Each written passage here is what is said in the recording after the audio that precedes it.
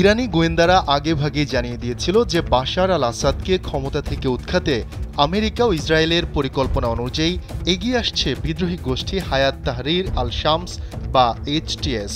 কিন্তু তেহরানের আগাম সেই সতর্কবার্তা কানে তোলেননি দেশটির সাবেক প্রেসিডেন্ট। এখন যার খেসারত গুনতে হচ্ছে আসাদ ও গোটা সিরিয়ান জাতিকে, এমন দাবি করেছে ইরান। ইরানের রাষ্ট্রীয় বার্তা সংস্থা ইরনা দেশটির পার্লামেন্ট স্পিকার মোহাম্মদ বাগের গালিবার বরাতে জানিয়েছে, আসাদের সরকার বিদ্রোহীদের অগ্রগতির আগে ইরানের দেয়া সতর্ক বার্তাগুলো উপেক্ষা করেছিল। যদি সেই সতর্ক বার্তাকে গুরুত্ব দেয়া হতো তাহলে আজ সিরীয় জনগণ অভ্যন্তরীণ বিশৃঙ্খলা, গোষ্ঠীগত বিরোধ ও জাতীয় সম্পদের ক্ষতির সম্মুখীন হতো না। ইডেন বে কক্সবাজার সমুদ্র সৈকতের উপর নিজেদের একটি ঠিকানা। মাত্র ৫ লাখ টাকায় আপনিও হয়ে যেতে পারেন এই হোটেলের মালিক। সংবাদ মাধ্যম আল জাজিরা জানিয়েছে, গালিবা স্বীকার করেছেন যে সিরিয়ার প্রেসিডেন্ট বাশার আল আসাদের পতন ইরান সমর্থিত প্রতিরোধ অক্ষের অগ্রগতিকে বাধা তৈরি করেছে।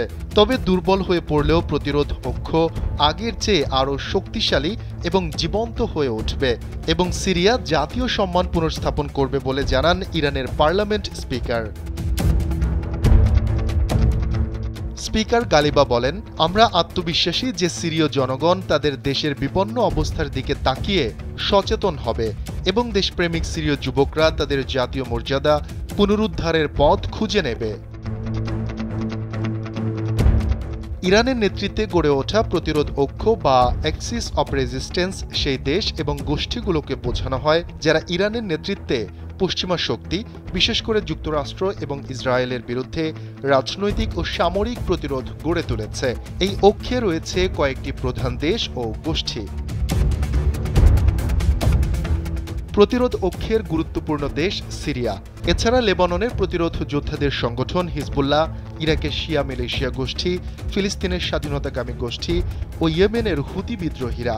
এই অক্ষের মূল উদ্দেশ্য পশ্চিমা প্রভাব, ইসরায়েলি আগ্রাসন এবং তাদের দৃষ্টিতে অন্যায় দখলদারিত্বের বিরুদ্ধে প্রতিরোধ গড়ে তোলা। শফিকুল ইসলাম শান্ত, কালবেলা ডেস্ক।